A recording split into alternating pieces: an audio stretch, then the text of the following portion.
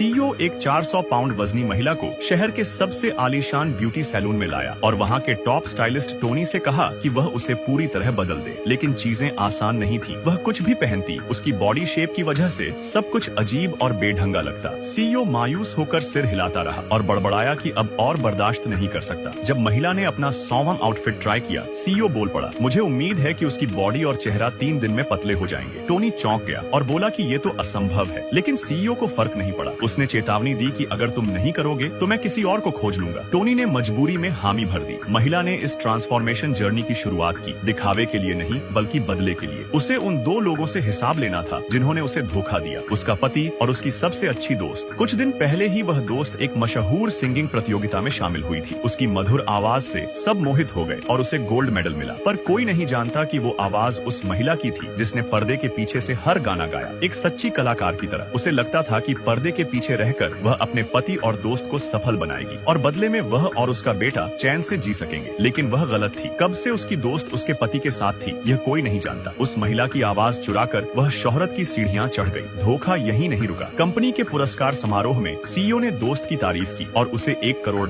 और एक नया लग्जरी स्टूडियो इनाम में दिया। उसका पति प्रमोट होकर स्टार मैनेजर बन गया। मंच पर उसने घोषणा की कि वह और गायिका अब ऑफिशियली शादीशुदा हैं। महिला ने ये सब टीवी पर लाइव देखा और चौंक उठी। वह टूट गई और कंपनी की ओर भागी। दूसरी तरफ उसका पति और दोस्त इतने बेशर्म हो गए थे कि बाथरूम में ही अंतरंग हो रहे थे। उन्हें नहीं पता था कि सीईओ अगली बूथ में है। पति मुस्कुराया कि अगर उसे धोखा पता भी चल गया तो भी वह कुछ नहीं कहेगी। महिला ने सब सुना। उसकी दोस्त ने उसे वफादार कुत्ते जैसा कहा जिसे कभी भी लात मारी जा सके। यह सुन उसकी आंखों से आंसू बहने लगे और तब उसे सबसे बड़ा धोखा पता चला। उसने उन्हें यह स्वीकार करते सुना कि वे सालों से उसे हार्मोन इंजेक्ट कर रहे थे ताकि वह मोटी और बदसूरत हो जाए और कभी स्टेज पर न आ सके। वह बिखर गई और जीने की उम्मीद छोड़ दी। लेकिन सीईओ जो ये सब सुन रहा था सामने आया। वह नहीं चाहता था कि ऐसी आवाज खो जाए। उसने मदद की पेशकश की और महिला ने भी हाँ कह दी। अब वह इन दोनों को बिना सजा दिए नहीं छोड़ने वाली थी। अगले दिन सीईओ ने उसे टोनी को सौंप दिया। अब वह महिला बदले की आग और इच्छा शक्ति से खुद को फिर से गढ़ने निकल पड़ी, पसीने, आंसुओं और हिम्मत के साथ, जिसके बाद वह सच में बहुत खूबसूरत हो गई।